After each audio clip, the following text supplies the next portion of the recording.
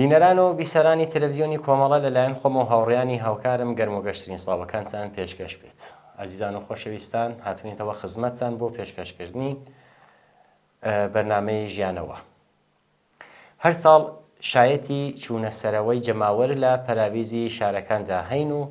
ئەم ئامارە تەنانەت بەهۆی ڕێژەی زیادبوونی ژمارەی دانیشتوانەوە نییە، بەڵکو دەرەنجامی گواستنەوە و کۆچکردنی خەڵکە بۆ دەرەوەی شارەکان و هۆکاری ئەم کاردانەوەیە دەگەڕێتەوە سەر تەنگدەستی و لاوازی بارودۆخی ژیانی جەماوەر. هەروەها لە ساڵانی ڕابردوودا لەگەڵ بەرزبوونەوەی نرخی خانوبەر وەزەبی و نەبوونی توانایی دابینکردنی خانوبەرە، خەڵک لە ناوەندی شارەکانەوە ڕوو دەکەنە پەراوێزی شارەکان کە ئەمەش بووەتە هۆی پەرەسەندنی پەراوێزنشینی. بەشێک لە پەراوێزنشینان کرێکارانی لەسەرکار یان بێکار، ژنانی سەرپەرستی بنەماڵە، کارمەندانی ئیدارە و یان ئەو بەشە لە مامۆستایانن کە بەهۆی دەستەنگی و بێتوانایی لە دابینکردنی هەزینەی قورسی کرێخان و لە ناوەندی شارەکانەوە پەنایان بردووەتە بەر پەراوێزنشینی. ملیۆنان گەنج لە وڵاتدا جگەل لەوەی کە توانایی کڕینی خانوبەریان نییە، بەڵکو تەنانەت توانایی بەکرێکردنیشیان نییە و ناچارن بە پێچەوانەی میل و ویستی خۆیان لەگەڵ بنەماڵەکانیاندا بژین و ئەزموونی ژیانی سەربەخۆیان لێ زەو دەکرێت. منداڵان و منداڵان بە نیسبەت چین و توێژەکانی تر زۆرترین زیانیان لێ دەکەوێت کە لە بواری جەستەیی، ڕۆحی، ڕەوانی، بەدخۆراکی و هەروەها لە سەرەتایی ترین پێداویستیەکانی ژیان بێبەش دەبن.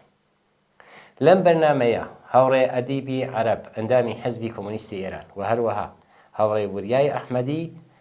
کارشناسی بەرنامەکەمان لەگەڵا بۆ وەڵامدانەوەی چەند پرسیار سەبارەت بە منداڵان و گەنجان و ڕوبەڕووبوونەوەیان لەگەڵ کێشەی پەراوێزنشینی.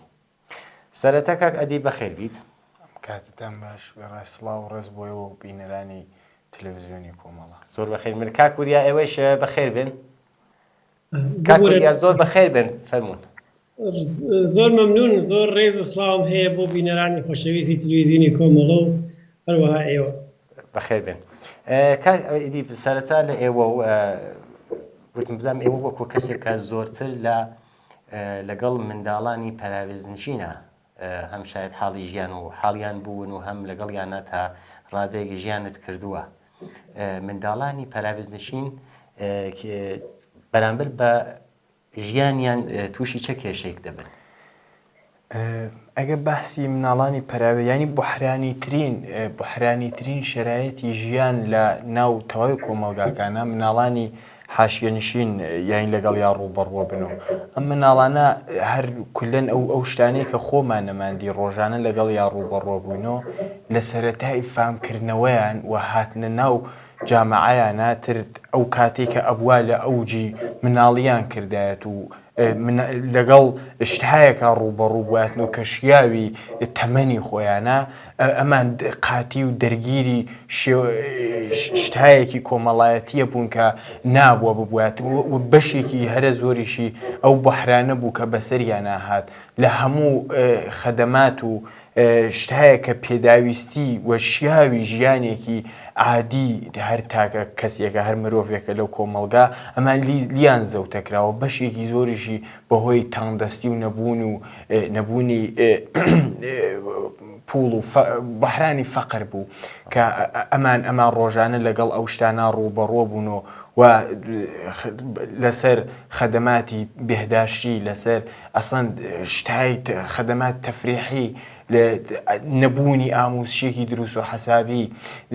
تەواوی ئەمانیان لێ زەوتەکراوە. بەشێکی هەرە زۆریان ناچارە بوون بە دەلیلی ئەو بەحرانانی کە بەسەریان هات واردی بازاڕی کار وەکو مناڵی کار لە شەستی و لەسەر چوارڕاکانە دەستکەن بە دەستفرۆشی و دەستگێڕی و ئەمەش شرایەتێکی زۆر حەساسی بۆیان دروستە کرد کە ڕۆژانە لەگەڵ بحرانهایەکی چەندێک خۆیان بحرانیان بوو، چەندێک بحرانی ڕۆحی چوزانم ئەنوا و ئەقسام کێشە و گرفت وجودی بوو لە ژیانیانە و لەویاشە بە دلیلی وەزعیەتێکی حەساس کە بوویان ئەبوونە مەوردی تەعەڕوزی ئەفرادی سووچوو کەسانی خراپ. زۆر سپاس. کاک وریا بێمە لای جەنابتان پراویزنشینی چه کاریگەریک لەسەر منداڵان لە بواری ڕۆحی و ڕەوانیەوە دادەنێت؟ حاشیێنشینی ئەوڵێن های یعنی سەرەتایی ترین شتێکەوە بۆ ژیان احتیاجە و بۆ تەکامل ژیان احتیاجە بە تایبەت لە مناڵیە لێ مەحرومی لە ماڵەوە دەست پێکات هیچ ئێستانداردێکی شامل هیچ ناو ئێستانداردێکی خانەگی شامل ژیانیان ناوێت تۆ یعنی ماڵەکان حتا جۆرێکن لە تەنیا لە ئێرانی چاوانین بەڕاستی لە زۆرێک لە وڵاتانی دنیا ماڵەکان حتا هەر لەحظە توانێت بڕخوێ بەسەریانە جگەر لەوەی کە جێگەی ئەگەر قەراربی یەک نەفەر بێت بەڕێجا 5-6 نەفەر تیا ژیانەکەنەوە حتا بەڕێجا 10 نەفەر لەناو ماڵێکە ژیانەکەن بەهەرحاڵ مەسەلەی ئەمنیەت کاک ئەدیب وتی مەسەلەی تەغزیە مەسەلەی ئارامش ڕۆحی مەسەلەی گەشەی ئێستعدادە مەسەلەی ئامۆزش و پەروەرشە مەسەلەی بەطور کولی محیط زیستە مەسەلەی تەکامڵە مەسەلەی ئەوەیە کە ئیمکاناتە مەسەلەی بەرخورداری لە مەسەڵەن نەوعێک جێگە و ئامۆزش و تەغزیە و ئارامش و مەسکەن و بەهەرحاڵ حتا لە ناو خودی خانەوادەکانە زۆر جار کێشەهایەکی زۆر قوڵ هەیە بەخاتر ئەوەی کە جێگەکانیان تەنگە بەخاترەوە بێکارن بەخاترەوە شرایەت اقتصادیان نائەمنە بەخاترەوە نەدارن هەمووی ئەوانە تەسیرات ڕۆحی و ڕەوانی گەورە دانێت لە شرایەتێکە کە تۆ وەکو مناڵ احتیاجتە بە ئارامش بە احتیاجتە بە ڕەفاه احتیاجتە بەوەی کە تەئمین بیت نائەمن بوون و حتا لە معرض تجاوز و اعتیاد و ئەوانە قەرارگرتن لە شرایەت مناڵیە یعنی شکەنەندەترین حاڵەتێکە کە بنیامە توانێت تووشی بێت بەداخەوە لە ئەگەر لە سەد دنیا تماشاکەی ئێمە 8 ملیاردین تقریبا ملیاردێکی جز و شرایط ئەم شرایطە شامڵیانەوێت لە ئێرانێکا تاوەجی وام بزانم شاید ئەرقام لە ئێرانە زۆر نەکرێت پێ ئستنادکەی وەلێ تاجێ من لە بیرمە خوندومەتەوە زم لە هەر 4 نەفەر لە ئێرانە 1 نەفەریان ئەم شرایط حاشیێنشینیە شامل حاڵیان پێی وەزێتێکە خودی حتی وزارت شارسازی خودی ئێران ئێژێت لە نەتیجە تۆ تماشاکە ماڵێکە ژیان وەکو دروستکردن ماڵێکە لێ ئەو ماڵە ژێربەناکەی بلەرزێت و هیچی تیانە بێت ئیتر هەڵەکە هەر ڕۆژێک هەر کاتێکە توانێت بڕخی بەسەرتا شرایط مناڵی بەداخەوە وەختێ تەئمین نەوێت ئیتر عمر ئەو نائەمنیە لەگەڵ ژیانە یەکدەکە کێشێت. دەچینە بۆ لای کاک ئەدیب ویستمە و پرسیارێکتان لێ بکەم پەراویزنشینان لەلایەن هەموو دەمە دەستگای ڕژیمەوە وەکو هەموو ئیدارەکە مەسەڵەن ئەبینیت کە لە مەدرسە لە ڕێکەوبانە لە ئاوی خاوێنە ئاوی پاکە هەل لە هەمووی ئەمانە بێبەشن ویستم بزانین ڕژیم چە قازانجێک وەردەگرێت لەم بێبەشبوونی ئەوانە ئەگەر بین ئەوە بە بەحسیەوە بکەینەوە بەحسێکی زۆر کولی و ڕێشەیی ئەگەر بینەوە مەسەلە بەڕاستیکەین کولەن ئەمە ئەگەڕێتەوە بۆ دینکێک لە بەحرانەکانی سەرمایهداری و کاپیتالیزم کە مارکس لە تەوسیفی سەرمایهداری ئاڵێ ذاتی سەرمایهداری لە بەتنی خۆیان ناعەداڵەتی و نابەرابەری اقتصادی و ئیجتیماعی لێ دروسە بێت کە تەمەرکوزی سروەت و مەنابع بەدەست عدەیەکی مەحدود و بەدەست عدەیەکی مەحدود و متەمەرکزە بێ کە ئەوەش باعەسی نابەرابەری زیاتر و مەحرومکردنی ئەکسەریەتی کۆمەڵگا بێت کە بەشێک لە کاپیتالیزم سیستمی مەرکەزگەراییە کە لە سیستمی مەرکەزگەراییە ئێمە بین بەڕاستیەکی ئەو قەزیە بکەین زیاتر مەنابع و خەدەمات فوکوسەکە یا متەمەرکزە بێتە سەر مەراکزی شارەکان و ئەم خەدەمات و مەنابعی کە فکوسی کردوەتە سەر مەراکزی شارەکان باعەسیەوە بێ کە حاشیە نشینی و ئەو مەناتقەی کە لە پەراوێزی شارەکانان لە حاشیە شارەکانان نادیدە بگیرێ و زندگیکردن یانی ژیانکردن لەوە بەسەر خەڵکە زۆر ژیانکردن لەو مەناتقە سەختە بێتەوە بۆ خەڵک و بەشێکی تریشی لەو مەسەلا گەر بین بەڕاستی بکەین هەر ئەم مرکزگەراییە باعەسی دروستبوونی ناعەداڵەتیە بێت کە ئەو ناعەداڵەتی و پەراوێز خستنی ئەو مەناتقە حاشیەیانە دووچاری نەبوونی بوحرانهای خەدەماتی مەنابعی کولی و گشتی نەبوونی و ئەسڵەن کولەن ژیانیان نەکەوێتە مەترسیوانی دەرفەتهایەکە بۆیان هەڵەکەوێت دەرفەتهای شغڵی دەرفەتهای خەدەماتی وە کارهایەکی تر کولەن ئەوانیان لە منامێنێ. زۆر سپاس کاکوریا بینەسە جنابەت لاوانی پەراوێزنشین مەترسی زیاتریان لەسەرە وەکو ئاعتیاد و نەخۆشینی دەرونی وەکو خەمۆکیە هەرەوە ئەفسۆردگیە زۆرتر داوینگیریان دەبێت. پرسیارەکەم ئەوەیە جیا لەوەی کە ڕژیم لە مادەی هۆشبەر فرۆشتن قازانجێکی ماڵی وەردەگرێت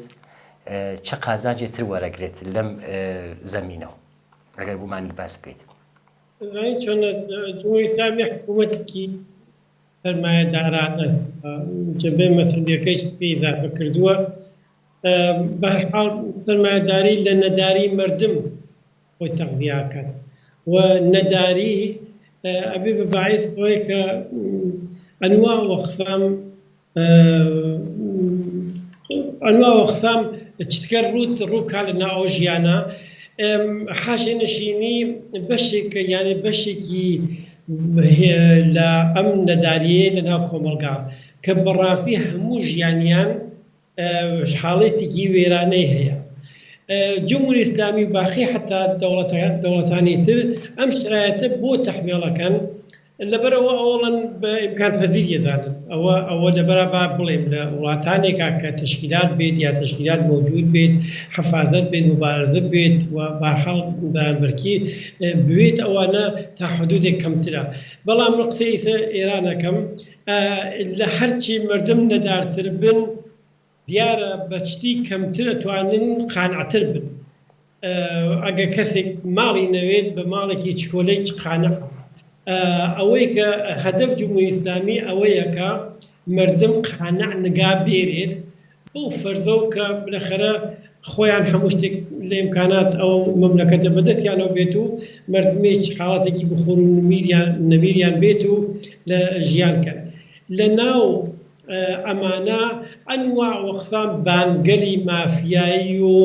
بانگەلی مواد مخدر و ئەوانە ئەخاتە گیانیان یعنی مردم چەندێک بێکاری و نەداری و بێپوڵی و بێماڵی و ئەوانە حەزیەتیانەکە ئەو نەیچە بانگەرێکت سەریان تێکا وەکو باندی ئەتیاد باوەڕکەن لە دنیای یعنی حتا لە ئەوروپای چا زۆرێک لەو بانگەلی ئەتیاد و مواد مخدر و ئەوانە لەسەر مەحەلە فەقیری شێکار خەریکن سەرمایە گوزاریەکەن. بۆیە مەسەڵەن لە ئێرانی چاخۆ تەبیعیە ئەگەر جمهوری ئیسلامی لەگەڵ مەحەلەهای فەقیر نشینی پڕجەمعیەتی معتادا ڕوبەڕوو بێتەوە زۆر بۆی ڕەحەتترە هەڵسو کەوتکا لەگەڵ یا تا لەگەڵ مەحەلەهایەکی ئاگاه و تەشەکڵدار و کەسانێک وەختی دەنگەدات. لەلای منەوە دەنگتان زۆر باشە کاکوریان نازانم لەلای خۆتان بەڵێ هەرحاڵ بۆ جمهوری ئیسلامی هەرچی و هەرچی خەتەراتی متفاوتە بن بۆ ئەو ئەمنترە بۆ جمهوری ئیسلامی ئەمنترە یعنی هەرچی نائەمنی تەحمیڵکەی بە مردم حکوومەتەکەی خۆی ئەمنترە لەبەر ئەوەسە کە جمهوری ئیسلامی منفعەتی کولی هەلەوە چ لە ئیستثمارکاریەوە بگرە چ لە ئامۆزشەوە بگرە لە هەموو لە حازێکەوە ماشاکەیت منفعەتەکەی چیتە سەر گیفان جمهوری ئیسلامی بۆیە جمهوری ئیسلامی ئەو محەلاتی فەقیر نشینە تازە بە نەزەر من بە نوعی گوسترەشی پێدا ئامارەکان ئەگەر تواشاکەیت مەسەڵەن 20 ساڵ لەوەبەر ئامار حەشینشینی کەمتر بوو لە ئێمە ئامار حاشینشینی محەلە فەقیرنشینەکان زۆرترە خۆیان ئامارێکیاندا بوو وتیان لە ئێرانە 2700 محەلەی فەقیرنشین وجودی هەیە من وتوێنم ئەوانە زۆرتریشن حتا بەهەرحاڵ گەرەکم بوو ئەوە عەرز بکەم کە منفعەت جمهوری ئیسلامی زۆر ڕوونە لەوەی کە ئەم شرایەتە لە ژیان تەحمیل کا بە مردم بەڵام ئەوەی کە مردم ئەبێ چۆن بە فکر خۆیان بن ئەوەی چی مۆزوعی کە بە نەزەر من هەروان ناکرێت تۆ ئەوان دەم ئەوانە وەختی دەم بکەنەوە بێژن مەسەڵەن ئێمە ژیانی باشترمانەوێ کەونە زیندان لە سوورتێکا ژیانیان وێرانە یعنی تۆ نەماڵیان هەیە نە ئیمکاناتیان هەیە نە کاری دروست و حسابیان هەیە نە ئاموزشیان هەیە نە تەغزیەیان هەیە نە ئارامشیان هەیە هیچ کەم لەوانیانە نییە تازە وەختێکیش دەم بکەنەوە بێژن ئێمە ئەوانەمان ئەوێت یا حەقی لایەقی ئەمانەوێ ژیانێکی لایەقی شانی ئینسانمان بێت ئەشی لە زیندانەکان سەر دەربێرن ئەبێ شکنجە بکرێن و حتا بێ ئەعدام بکرێن. سپاس کاک ئەدیب گەلێکمەوە پرسم لێتانەوە ڕایش ئاماژەمان پێکەوتم لە ئێوە خۆتان شاید حاڵی ژیانی منداڵان و لاوانی ئەو وڵاتە بوون لەگەڵ چه گیر و گرفتەرێکی زۆرتر یعنی ئەوەی کە زۆر زەقە بەرچاوە لەگەڵ چه گیر و گرفتێک هەل لە سەرەتای دەستپێکی منداڵیەوە تاوەی کە گەورە دەبن زۆرترین کێشەیان چییە؟ ئەو شتێکە ئێوە بینیتانە بەچاو وەکو ئەو شێوەی کە پێشتر ئاماژەم پێکرد مناڵان لە ئەسەن ئەو کاتێککە فامەکەنەوە دەغدەغیان بەجێ و مناڵی بێشت هەیەکە کە گەورە ساڵان هەیەە وە کاتێکە ئەگەن بەو سنی بلوغەیە تەکامڵی فکریە یا تەکامڵی سنی هەچێکی ناو بنین ئێتر ئەو کاتە ئەو کارانی کە لە مناڵیانیان کرد و ئەبوا مناڵێ بیکردایە بۆیان نەبێ بە ئۆغدا و ئەو ئۆغدا ئینسانهایەکی چۆن پێ بڵێم ئینسانهایەکی هەنجارشکەنیان لێ دروستەکە کە زیاتر حەزەکەن تا بۆ پشکێنن زیاتر حەزەکەن ئەسەن خەلاف واژەی خەلاف بوانێ بە مناسبات کە وەکو بێ بە مناسباتێکە وەکو ئیفتخار چاوی لێکەن و بەشێکی زۆریشیان و بەشێکی تریشیان لە هەر لە مناڵە حاشیێنشینەکان یا بە حەسا و مناڵی فەقیر و هەژار و تەبەقەی کرێکار و قشری خواروی کۆمەلگا کە ئاگاهیەک پەیاکەن و دێن دژی ئەم بێعەداڵەتیا بێسن و بۆ سەرەتاییترین مافەکان خۆیان هاوارەکەن و ئاعتراز ناڕەزایەتی دەرەبڕن ئەم ڕژیم بە هەموو شێوەیەک دایانە پڵۆسیانی بە هەموو شێوەیە سەرکوتیانەکە یعنی زیندان کە ئەبێ بێت بە شوێنێک بۆ ئیسلاحکردنی ئینسان هەیە کە دووچار یا بوون بە قوربانی معزەلێ بوون بە قوربانی شتێک ئەبێت یانی بەجددی پێ بڵم ئەلعانە ئەگەر سێری زیندانی ئەوین و یا باقی زیندانەکانی تری ئێران بکەین چاوی لێکان زیندانەکان بووە بە دانشگایە بۆ خۆی چی قشری ڕۆشنبیری و کۆمەلگایە کە ئەو شتێک دەرەکردبووە بۆ دژی ئەو ناعەداڵەتیە ئەوێسێت ئەلعانە ئەکسەرینیان لە زیندانەکانن و ئەوەیشی کە مەزم بڵێ ڕۆژانە لەگەڵ ئەوانیش ئەم بەحرانانەی کە بەسەری ئەم کۆمەلگا هاتووە ئەو ناعەداڵەتیانەی کە ئەکسەرەن لە حاشیێنشینیەکانە بینیمانە و تەزادی تەبەقاتیە کە بۆ ژیانێکی باشتیانی ئارەزویان نەبێ بەوەی کە لە باڵا شارەکانە بژین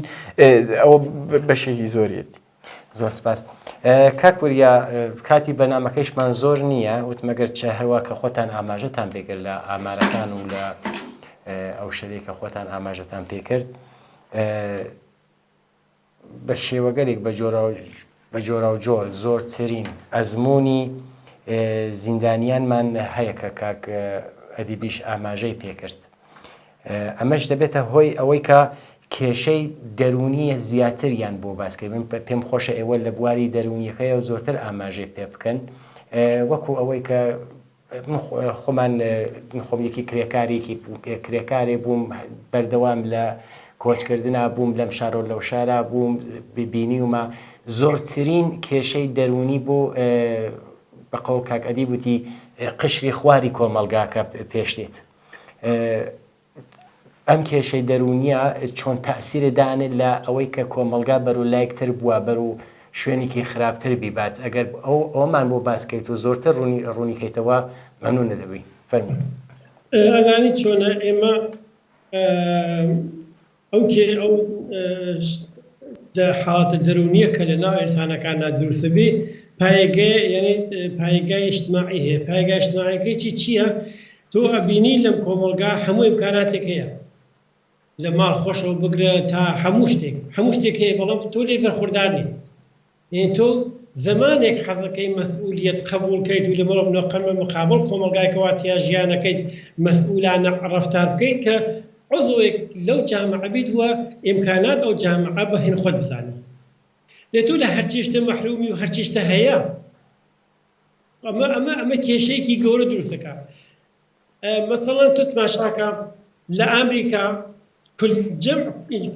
يعني جمعی سیاپوستەکان بە تۆر کولی من لێنا بەحس نژاد پەرستیی بێزافە بووە هەڵبەتە وەلێ باوەڕکە زۆربەی زۆریانە لەم حاشینشین شارەکانن ئەویش مەسەن جەمعیەتی ئەمریکا هەرچی بێت کەمتر لە 20% ڕەشپێستەکانن وەلی لەناو زیندانەکانە بانەوە 5%. يعني حتى بنظر من نزيك 15% 3 ساڵەوە بە رووسیا و 14% 14.2% لە حاڵە کەمتر لە 20%. بەڵام لە زیندانەکانە بان 95%. تۆ لە مەسەڵ لە ناو ئێرانیشە لە زۆربەی وڵاتەکان هەروایە لە فەرانسا هەروایە لە فەرانسا زۆربەی زۆری زیندانیەکان هەن دەوروبەر حاشیە شارەکانن. تۆ تماشاکەی چەند ساڵەوە بوو لە فەرانسا یەک ڕۆژ 5,000 ماشینیان گڕدا وەختێک ئەزانی چۆنە ناهەندیانی وەختی ئینفجارەدا مەسەڵەن بۆ شێوە لە فەرانسا ئینفجارەدا ئێمە هەڵەگەڕێتەوە بەوەی کە ئەم خەڵکە فێر نەبوون یا ئیمکان ئەوەیانە بۆ فراهەم نەبووە بە دەستە جەمعی لەگەڵ ئەو مشکلاتە واهەیانە دەست و پەنجە نەربکە هەر کەسێک بە تەنیا خۆی خەریکە دەست و پەنجە نەربەکە دەی تویش مەسەڵ چۆن دەست و پەنجە نەرمەکەی وەختێک هیچێک بە دەستەوە نییە ئەخەدێ نەهایەتەن مەجبوری دزی بکەی مەجبوری کارێک بکەی کە شتێ بکەوێتە دەست دەی لە قانون مەسەڵ تۆڕە سەدام حوسێنە دەستیانە بڕۆ لە ئێرانی چاوە حتى دەستە بڕنەوە پاتە بڕنەوە توزانم شەرپەت دەکەن بەیەکە ئەدخەلە زیندانیا دام دەکەن ئەوە ولی باوجود ئەوانە خەڵک وەختی بە تەنیای دەست و پەنجە نەرمکە لەگەڵ وەزیێتەکە هیچ چارەیەکی بۆ نەماوە دەشەی دەست بۆ شتێک لێ وەختی دەست بۆ شتێک لەگەڵ قانونێکە وا لێ نەحاکم و غێر ئینسانی و شرایطەکە بێ تەحمل کردیا دووبارە ڕوبەڕوەوێتەوە بۆیە لە ناو زیندانەکانەوە سەردەرتێنەوە تەبیعیە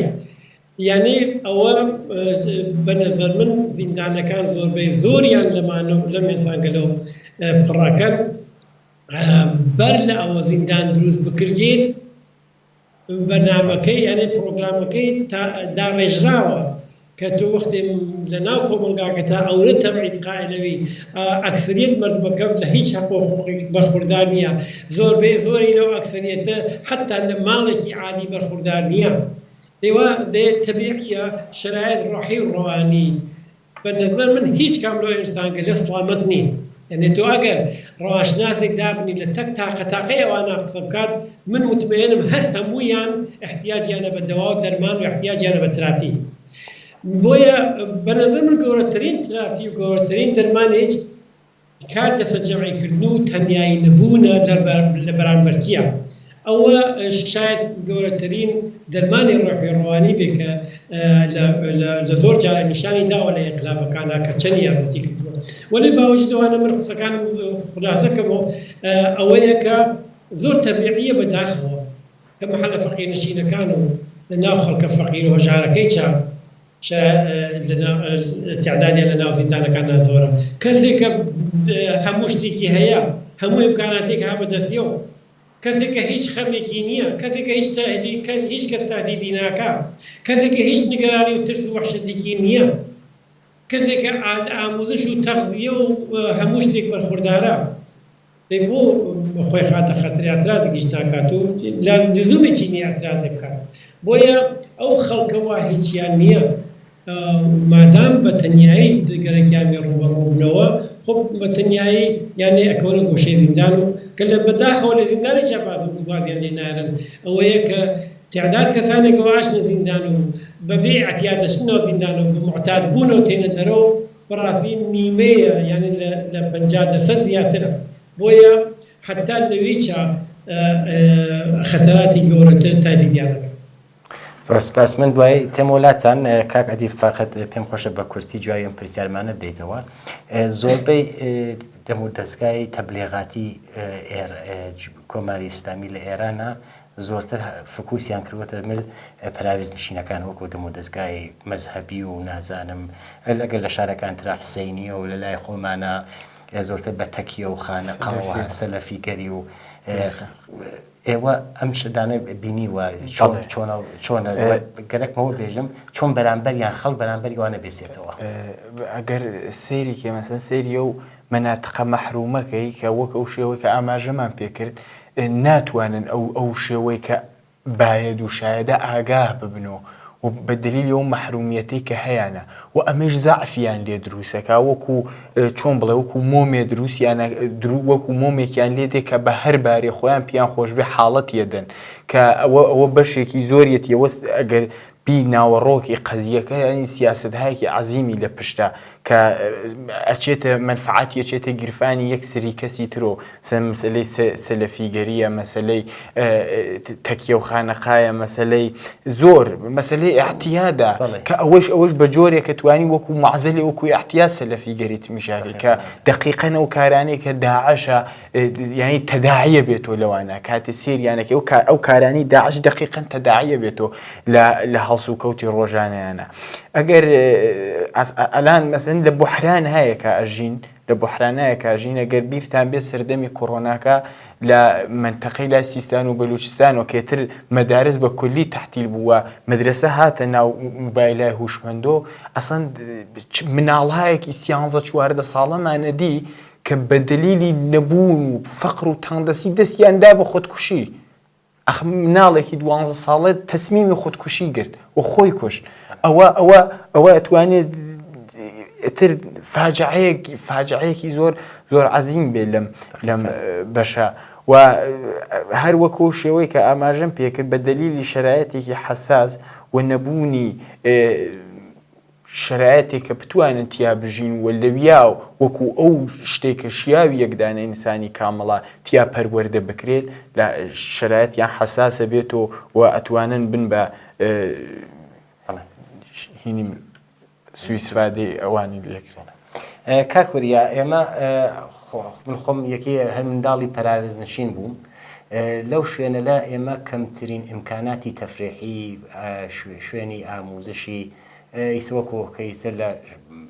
باڵا شارەکانە هەست بە ئیسلاح ئایژن وەکو کلاسی ئینگلیسی بێ سالۆنیکی وەرزشی بوو ئێمە بێبەهرە بووین لەو هێرە لە خۆپشایەتی شاید خۆشتان شاید حاڵی ئەم هێنە بوێتن منداڵان زۆر دەبن بە قوربانی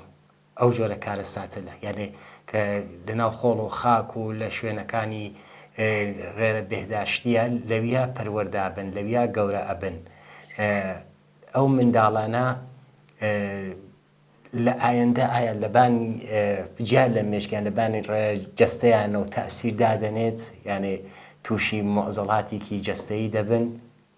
وەکو نەخۆشی نەلپێسی وەکو ئەمانە وتمەگە بتوانیت لەسەر ئەویشە بۆمان باسکەیت مەمنوو نەبی. ئەی معلومە وەختێک کەسێکە تەئمین نەبێت مشکلات تووشی بێت تۆ لە ڕزیەوە بگرە لە هەموو شتێکە تۆ وەختێ ئاموزشت نەوێ وەختی ئارامشت نەوێ وەختی علم هەمڕایت نەکات لە ژیانتا خەر بنیامێکی فەقیر و ناگاه و ئەوانە ئەمێنیتەوە بە هەموو شتێکە توان بتخۆتێن تواشاکە مەسەن دین بۆچی لای خۆمانە تا ئیسا ئەو نەباو بووە ئیسا کار نەبێت سەر جمهوری ئیسلامی و بە سەرکوت خەریکە ئێدامەیەدا وەلی تاریخ تماشایەکە دین فقط لەوەی ئیسفادەی کردووە کە مردم لە علم کەم زانیوە علم هەرچی پێشتەرتی کردووە دین بە تۆر کولی دینەکان و دین ئیسلام بە تایبەت کڵاوی پەس معرەکە بووە بۆیە ئەوان تەواو تەلاشیان ئەوەیە کە مردم بێسەواد و فەقیر و ناگاه و ئەوانە نگا بێرن بۆ ئەوەی کە لە خەرا شتانەیە کە خۆیان گەرەگیانە بیدەن بە قەڵەم و حتا ئەو شتانەیە کە ئیسکاکە دیبیش باسی کە بە نظر من مەیان باسکردن بۆ داعش و سەلەفی و ئیمکانات فراوانکردن بۆیان و نردبوونیان بۆ ناو محلاتی فەقیرنشین و ئەنواع و ئەقسام حتا شیوە و ڕۆژیان پێی نیشانەدەن چۆن بچن ناوانە سازمانیان بن و دەوری خۆیانکەنەوە بە دەخۆیانە ئەوانە هەمووی تەرک جمهوری ئیسلامی یعنی ئەوانە ئەبێ ئیزافەکەی بەو بێحقوقیەکە لە ئێرانە شامل حاڵت بووکە یا دووچارتیان کردکە بەنابەرین معلومە کە تۆ وەختی تەغزیەت نەوێ وەختی بێداشتت نەوێ تۆ مەزن لە ماڵێکە لە شرایطێکە لە محیتێکە خەریکی ژیانەکەی کە مەسن توالێتەکەی ئەوێتە کار نەخۆشی ئاشپزخانەکەی ئەسن هەر مواد تەغزیە و ئەوانە خودی تەغزیەکەی بەشێکە لە نەخۆشی بەشێکە لە دروستکردن نەخۆشی لە ئەنواع و ئەقسام ڤیتامین مەحرومی لە ئەنواع و ئەقسام چکلێکە کە جسمەن و ڕۆحەن ئەبێ احتیاجتە پێ لەبەر لەحاز جسمی و کە تەئەمینی بە لەحاز ڕۆحی هیچ گونە ئارامشێک نییە لەناو مەحەلا هیچ گونە ئەمنیەتێک نییە تۆ مەسەڵ قسەی تەفریحەکەی من قسەی ئەوە کەم دی باشە تۆ نەتەنیا تەفریح کاکە یان تۆ ئەو کە مناڵگەلەوە ئەبینی ئەوانە بە شێوەی لە شێوەکانە چن بەشی کار کرد خۆیان تامینکەن یان لە تامین خانەوادەکەیانە بەشدار بن دێ ئەوانە حتا ئەچەند کارەکەن لە ناو محیط کارە خۆیشت باشە زانی کە لە تەک چه خەتەراتێک کارۆبەوە من بەداخەوە ئەشی بێژم لە محیط کارێکە حتا مناڵگەل حتا کوڕیش لە معرض خەتەر تجاوزگەر جنسیە قرارەکەن چ بەڕاست چ ڕەتە بەوەی کە مەسەن ئەنواع و ئەقسام خەتەراتگەرتر تادیدیانەکە لە نەتیجە بەداخەوە ئەوە بەڕاستی من نەتوانم بێژم بە لەحاز ئینسانیەوە